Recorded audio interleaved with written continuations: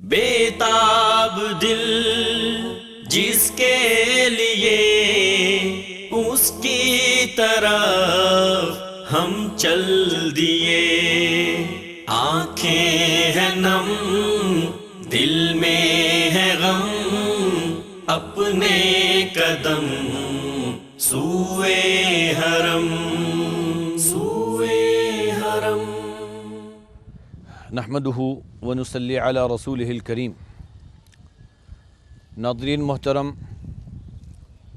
बंदा मोमिन आमाल सालिहा के बारे में बड़ा फ़िक्रमंद होता है कि इसके तोशा में और इसकी जमा पूंजी में ऐसे आमाल सालिहा का वजूद ज़रूरी है जो इसे अल्लाह की रहमत का मुस्तहक़ बना दे। और जब इंसान अल्लाह की रहमत का मुस्तहक़ हो जाता है फिर अल्लाह वहदहू ला शरीक उसको जन्नत अता करते हैं। लेकिन इस हिरस और इस चाहत के साथ साथ इन आमाल सालिहा की कबूलियत का फ़िक्र अमल सालिहा के करने से भी ज़्यादा ज़रूरी है। इंसान को हमेशा, मोमन को, मुसलमान को हमेशा फ़िक्र दामनगीर रहनी चाहिए कि कहीं ऐसा ना हो इसका किया हुआ कोई सालेह अमल, कोई नेक अमल जो कि इसने आखिरत के तोशा के तौर पर किया था वो रायगां बर्बाद चला जाए। लिहाजा इसे आमाल की कबूलियत की फ़िक्र सबसे ज़्यादा होती है, और ख़ुसूसन वो सालेह आमाल जिनमें इंसान की कावश और कोशिश और मेहनत ज़्यादा हो, जिसमें इसको मुशक्क़त भी उठानी पड़े, जैसा कि हज और उम्रा है। यहाँ जिस्मानी तौर पर भी सफ़र के ज़रिए इंसान मुशक्क़त बर्दाश्त करता है, साथ साथ माली मामलात में भी माली बोझ भी बर्दाश्त करता है। सफ़र करके थक के बच्चों से और वालिदैन से दूर रहकर मालो दौलत ख़र्च करके भी अगर इंसान का ये अमल कबूल न ठहरे तो ये बड़ी बदनसीबी की बात होगी। और खुशनसीब है वो शख्स जिसका हज मबरूर होता है, जिसका उम्रा भी मकबूल होता है। तो हज मबरूर या हज मकबूल के बारे में नबी सल्लल्लाहु अलैहि वसल्लम ने फरमाया है कि अल हज्जुल मबरूर लैसा लहू जज़ाउन इल्लल जन्नह, जो हज मबरूर है उसका बदला जन्नत के अलावा कोई और नहीं। यानी बहुत बड़ी नवीद है ये कि अगर किसी का हज कबूल हो गया, हज मबरूर हो गया, तो उसका बदला जन्नत है।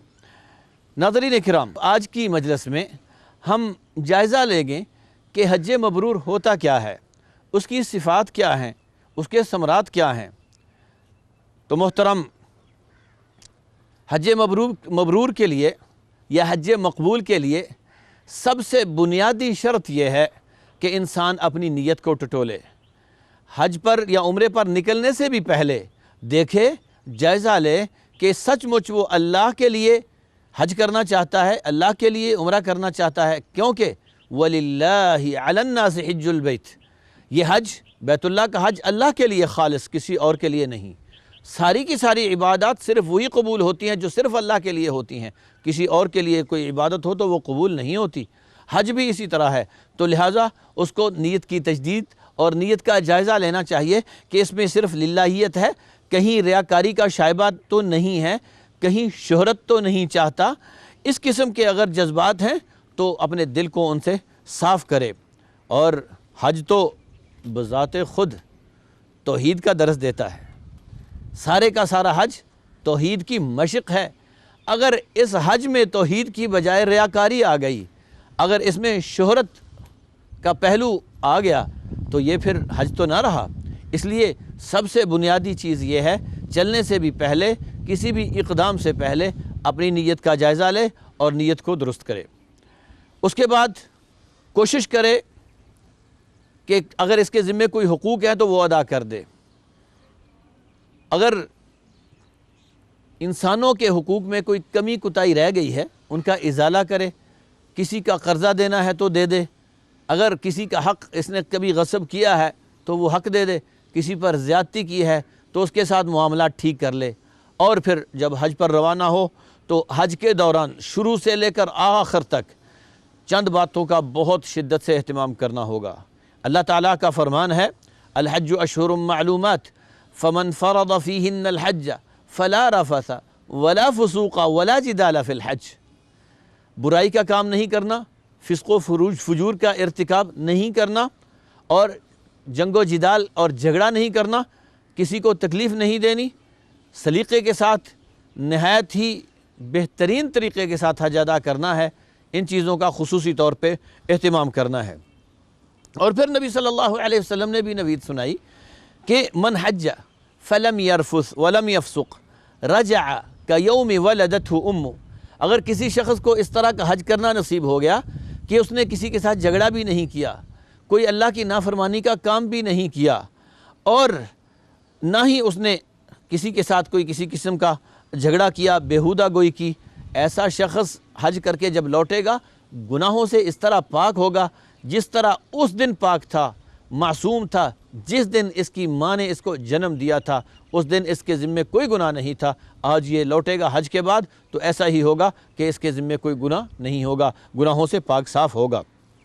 لہذا چند امور کا وہاں دھیان رکھنا جو عموماً دیکھے جاتے ہیں، دیکھا جاتا ہے کہ جو چیز سامنے آتی ہے اس کا بوسہ لینا شروع کر دیتے ہیں، جو بھی دیوار سامنے آتی ہے اس کو ہاتھ لگا کے اس سے تبرک لینا شروع کر دیتے ہیں۔ یہ ٹھیک نہیں ہے، یہ شرعاً مناسب نہیں ہے۔ کچھ لوگ تو ایسے بھی ہیں جو خانہ کعبہ کا غلاف تک کاٹ لیتے ہیں، اس کے دھاگے نکالتے ہیں، اور کچھ لوگ ایسے ہیں جو کہ مقام ابراہیم ہے مثلاً، جبکہ مقام ابراہیم وہ پتھر جس میں حضرت ابراہیم علیہ السلام کے قدم مبارک لگے ہوئے ہیں، وہ تو شیشے کے اندر کور ہے، اس کے اوپر ایک شیشہ ہے، اور اس شیشے کے اوپر سے ایک دھاتی خول چڑھا ہوا ہے جو مینار کی شکل میں ہے۔ اب لوگ اس کو بوسے دے رہے ہیں، اس کا کتنا نقصان ہوتا ہے؟ ایک تو غیر شرعی کام کا ارتکاب ہو رہا ہے، جو چیز مشروع نہیں ہے، خود ساختہ کام کیا جا رہا ہے جو قطعاً شریعت میں حرام ہے۔ اس سے بھی بڑھ کر پریشانی یہ ہوتی ہے کہ وہ مطاف کے اندر ہے، لوگ یہاں جمکٹا بنا لیتے ہیں اور اس کو بوسے دینے شروع کر دیتے ہیں، جس سے مطاف کا راستہ رک جاتا ہے، اور مطاف کے اندر طواف کرنے والے لوگ پریشان ہوتے ہیں۔ ان کو طواف کرنے کے لیے جب وہ گزرتے ہیں تو انہیں مشقت کا سامنا کرنا پڑتا ہے۔ تو یہ ایک طرف تو غیر مشروع کام کا ارتکاب ہے، دوسری طرف اپنے بھائیوں کو، بیت اللہ کا طواف کرنے والوں کو، جو اللہ تعالیٰ کے نزدیک بہترین لوگ ہیں، ان کو تکلیف دینا، ان کو ایذا دینا اس کے مترادف ہے۔ تو کوشش کرنی چاہیے کہ کسی کو تکلیف نہ دی جائے۔ اور وہاں یہ بھی دیکھا گیا ہے کہ صرف آگے گزرنے کے شوق میں، طواف میں جلدی کرنے کے شوق میں اپنے سے آگے شخص کو تکلیف دے کے اس سے آگے نکلنے کی کوشش کی جاتی ہے، اس کو کونیاں مارنا یا ان کو سائیڈ مارنا یا اس کو تکلیف دینا، یہ بظاہر تو چھوٹی چھوٹی باتیں نظر آتی ہیں، لیکن حج میں یہ فسق و فجور ہی ہے۔ ان چیزوں سے اجتناب کرنا چاہیے۔ اور سب نے دیکھا کہ حجر اسود کے گرد کس طرح جھمکٹا ہوتا ہے، چیخوں کی آواز بھی آتی ہے، کچھ لوگ تکلیف اٹھاتے ہیں تو کچھ لوگ تکلیف دیتے ہیں۔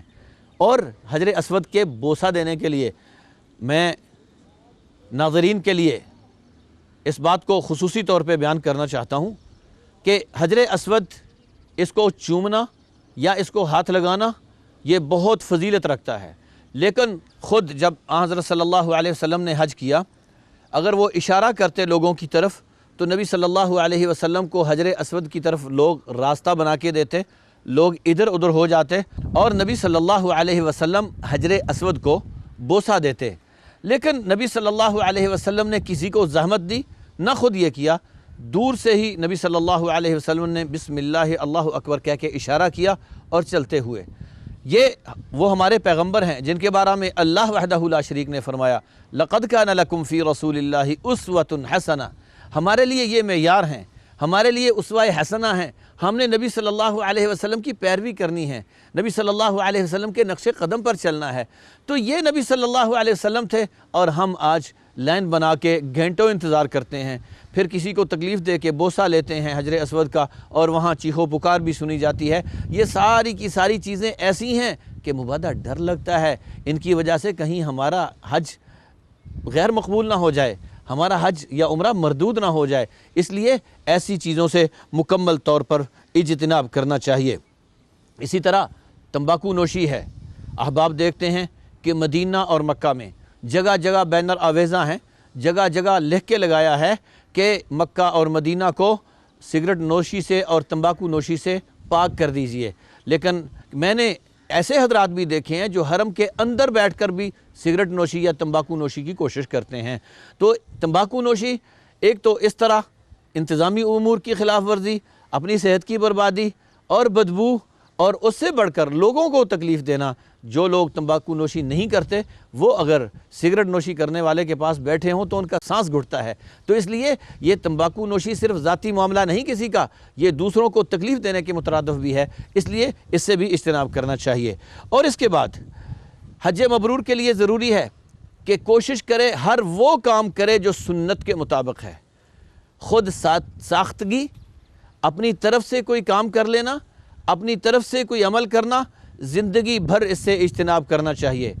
کوئی نیکی نہیں جو اپنی طرف سے کی جائے، نیکی وہی ہے جو اللہ اور اس کے رسول نے بتا دی۔ اسی لیے نبی صلی اللہ علیہ وسلم نے قاعدہ کلیہ بتا دیا کہ من عمل عملا لیس علیہ امرنا فہو رد۔ جس کسی نے بھی کوئی ایسا عمل کیا جس کے بارے میں ہماری اجازت نہیں ہے یا ہم نے وہ نہیں کیا، وہ عمل مردود ہے، مقبول نہیں ہے۔ لہذا حج کے موقع پر، عمرے کے موقع پر، اور یہ سفر جس پہ ہم نے مشقت بھی اٹھائی، خرچہ بھی کیا، اس کے موقع پر بہت اہتمام کرنا چاہیے کہ ہم جو بھی کام کریں وہ سنت نبی صلی اللہ علیہ وسلم کی سنت کے مطابق ہو۔ ویسے تو ساری کی ساری عبادتیں توقیفی ہیں۔ توقیفی کا یہ مطلب ہے کہ کوئی عبادت ہم اپنی طرف سے نہیں کر سکتے، وہی عبادت کریں گے، اتنی نمازیں پڑھیں گے، اتنی رکعتیں پڑھیں گے، اتنے سجدے کریں گے، اسی طرح سجدہ کریں گے جس طرح اللہ اور اس کے رسول نے ہمیں سکھایا اور بتایا ہے۔ اس کے علاوہ اگر اپنا طریقہ اختیار کریں گے، نئے سرے سے کوئی نیا عمل ایجاد کریں گے، وہ عمل بدعت ٹھہرے گا۔ یہ حج کے معاملے میں ان چیزوں کا دھیان رکھنا چاہیے، ان چیزوں کا خیال رکھنا چاہیے۔ اس کی ایک مثال میں دینا ضروری سمجھتا ہوں۔ ایک مرتبہ نبی صلی اللہ علیہ وسلم کے گھر 3 لوگ آئے، نبی صلی اللہ علیہ وسلم کے عمل کے بارے میں پوچھنے لگے۔ تو حضرت عائشہ رضی اللہ عنہا نے نبی صلی اللہ علیہ وسلم کے شب و روز کا جو معمول تھا وہ بتایا، تو انہوں نے سمجھا کہ یہ تو ایسی ہستی ہیں جن کے اگلے پچھلے سارے گناہ معاف ہیں، اور اگر وہ اتنا کام کرتے ہیں، اتنے اعمال کرتے ہیں، ہمیں تو ان سے بھی آگے زیادہ عمل کرنے چاہیے۔ لہٰذا تینوں نے اچھے جذبے کے ساتھ ایک دوسرے کے ساتھ اس طرح اظہار کیا۔ ایک کہنے لگا کہ آج کے بعد میں رات کو کبھی نہیں سوؤں گا، ساری رات نماز پڑھا کروں گا، تہجد پڑھا کروں گا۔ دوسرا کہنے لگا میں نے بھی تہیہ کر لیا ہے کہ میں شادی وادی کے چکر میں نہیں پڑھوں گا، تاکہ میں اللہ کی عبادت کے لیے فارغ رہوں اور مجھے ان معاملات سے کوئی مسئلہ نہ بنے، اس لیے میں شادی وادی کے چکر میں نہیں پڑھوں گا۔ دوسرے نے کہا میں نے بھی آج سے ارادہ کر لیا ہے کہ ہمیشہ روزے سے رہوں گا، کسی دن بھی میں روزہ چھوڑوں گا نہیں۔ تو اتنے میں نبی صلی اللہ علیہ وسلم بھی تشریف لے آئے۔ نبی صلی اللہ علیہ وسلم کو یہ بتایا گیا تو نبی صلی اللہ علیہ وسلم نے ناراضگی کا اظہار کیا۔ نبی صلی اللہ علیہ وسلم غصے ہوئے کہ لوگوں کیسی باتیں کر رہے ہو، دین اس طرح نہیں ہے، ان چیزوں کا نام دین نہیں ہے، جذبات کے پیچھے چلنا یہ دین اس کا نام نہیں ہے۔ دین تو کتاب و سنت کا نام ہے، جہاں پیغمبر نے کھڑا کر دیا وہیں کھڑے رہنا، اس سے آگے ایک قدم نہیں اٹھانا، اور جہاں نبی صلی اللہ علیہ وسلم نے جہاں سے روک دیا وہاں سے اس طرح رک جانا کہ کبھی اس طرف قدم اٹھانے کی جرت نہ کرنا۔ یہی دین ہے، یہی دین ہے۔ تو لہٰذا حج اور عمرے کے لیے بھی، حج اور عمرے کے دوران جو کام بھی کرنے ہیں سوچ سمجھ کے کہ اللہ اور اس کے رسول کی طرف سے اجازت ہے اس کی، نبی صلی اللہ علیہ وسلم نے یہ کس طرح کیا ہے، اس حرص کے ساتھ اگر ہم حج کریں گے یا عمرہ کریں گے تو انشاءاللہ ہمارا حج مقبول ہوگا۔ اور اس چیز کی اہمیت کا وہاں سے بھی پتہ چلتا ہے۔ اور وہ آیت جس کی طرف میں اشارہ کرنے والا ہوں، ناظرین کرام، حج اور عمرے کے دوران اور ہمیشہ ساری عبادتوں کے دوران ذہن نشین رہنی چاہیے کہ حضرت ابراہیم علیہ السلام نے اتنا عظیم کام کیا، بیت اللہ کی تعمیر کی، اور بیت اللہ کی تعمیر کر کے یہ ذہن میں نہیں آیا کہ میں بھی تو پیغمبر ہوں، میں خود ہی کر لوں، نہیں، دعا کی ارنا مناسکنا۔ اور خود نبی صلی اللہ علیہ وسلم نے جب حج کیا صحابہ کرام کو فرماتے جاتے تھے، لمحہ لمحہ جگہ جگہ کئی مرتبہ فرمایا خذوا عنی مناسککم، خذوا عنی مناسککم، خذوا عنی مناسککم۔ لوگو حج مجھ سے سیکھو، حج مجھ سے سیکھو، جیسے میں بتا رہا ہوں حج ویسے کرو۔ لہٰذا حج ایسا کرنے کی کوشش کریں، عمرہ ایسا ادا کرنے کی کوشش کریں کہ جیسا نبی صلی اللہ علیہ وسلم نے ہمیں سکھایا اور بتایا ہے۔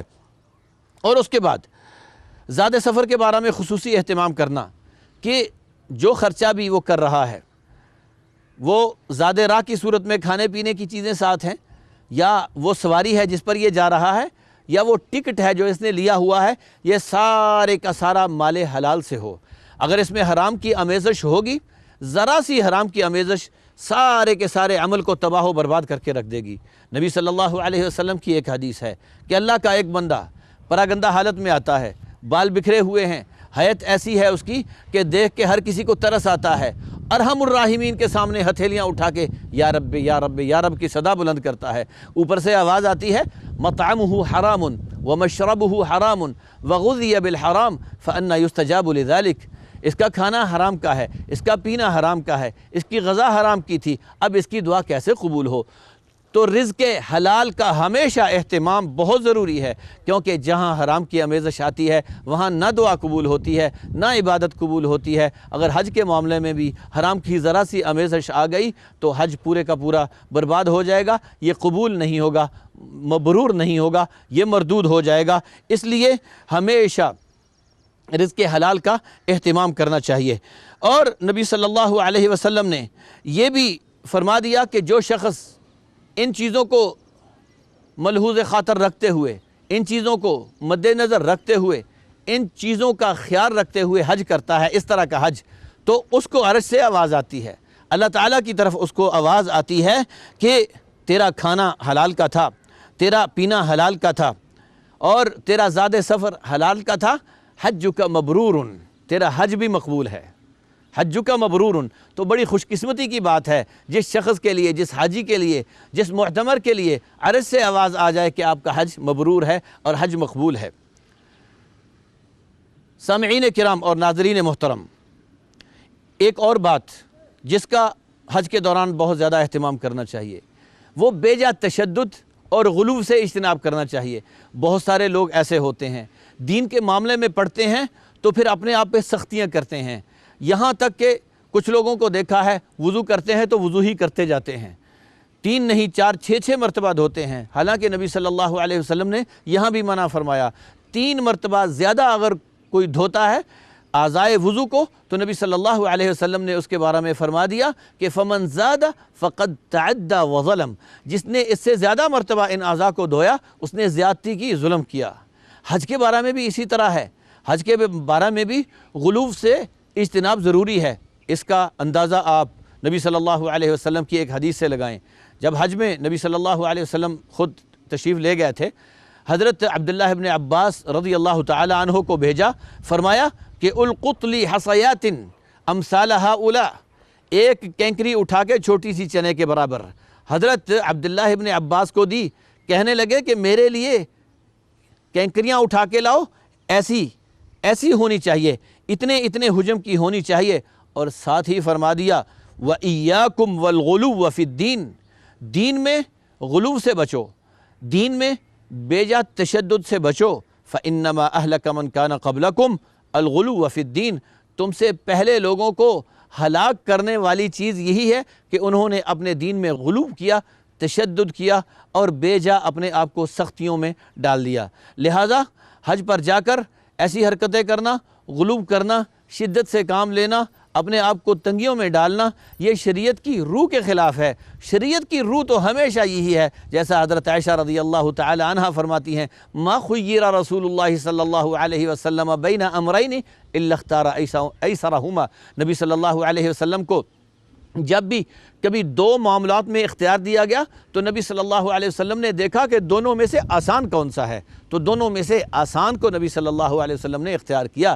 یہ ہے دین کی روح، یہ عبادات کی روح، یہ اسلام کی روح ہے۔ اور جو لوگ اپنے آپ پہ سختیاں کرتے ہیں، سخت معاملات کی تلاش میں رہتے ہیں، ان کا خیال ہے کہ عبادت میں جتنا تھکیں گے، جتنا مشقت برداشت کریں گے اتنا ہی زیادہ ثواب ہے۔ یہ سوچ اسلامی سوچ نہیں ہے، یہ سوچ اسلامی روح کے متصادم ہے، موافق نہیں ہے۔ اس لیے حج میں کبھی بھی سختیاں نہیں کرنی چاہیے، بہت نرمی کے ساتھ، نہایت احتیاط کے ساتھ اور وقار کے ساتھ حج کرنا چاہیے۔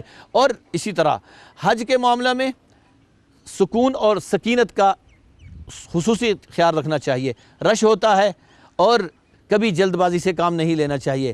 نبی صلی اللہ علیہ وسلم نے حج کے موقع پر میدان عرفات میں لوگوں کو واپسی کے دوران دیکھا کہ بھگدڑ مچی ہوئی ہے، اونٹوں کے بھاگنے کی آواز ہے، تو نبی صلی اللہ علیہ وسلم لوگوں سے مخاطب ہو کے کہنے لگے ایھا الناس علیکم بالسکینہ، لوگو سکون سے چلو، سکون اختیار کرو، فإن البر لیس بإیضاع، یہ جلد بازی کوئی نیکی نہیں ہے، جلد بازی کوئی نیک کام نہیں ہے۔ تو نبی صلی اللہ علیہ وسلم نے صحابہ کرام کو سکون سے چلنے کی نصیحت کی، اور وہ اسلام جس میں تو ذکر ہی دلی سکون کے لیے ہوتا ہے، اب اس عبادت میں سکون کو چھوڑ کر بے سکونی اختیار کرنا کوئی معنی بھی نہیں رکھتی۔ اس لیے حجاج کو ان چیزوں کا خیال رکھنا چاہیے، ان چیزوں کا خیال رکھ کے جب حج سے واپس لوٹے گا، جب اپنے گھر واپس آئے گا، پھر دیکھے کہ اگر اس کو پہلے کی نسبت نیکی کی توفیق زیادہ ہو رہی ہے اور برائیوں کو چھوڑنے کی طرف طبیعت راغب ہو رہی ہے، تو اس کو خوش ہو جانا چاہیے کہ اس کا حج یہ حج مبرور ہے۔ اللہ تعالیٰ سے دعا ہے کہ اللہ تعالیٰ ہم سب کی نیکیوں کو قبول فرمائے اور ہمیں حج مبرور کرنے کی توفیق عطا فرمائے۔ وباللہ تعالی التوفیق، والسلام علیکم ورحمۃ اللہ وبرکاتہ۔ برسوں سے من میں آس تھی، آنکھوں میں جو ایک پیاس تھی، بے تاب دل جس کے لیے اس کی طرف ہم چل دیے، آنکھیں ہیں نم دل میں ہے غم، اپنے قدم سوئے حرم۔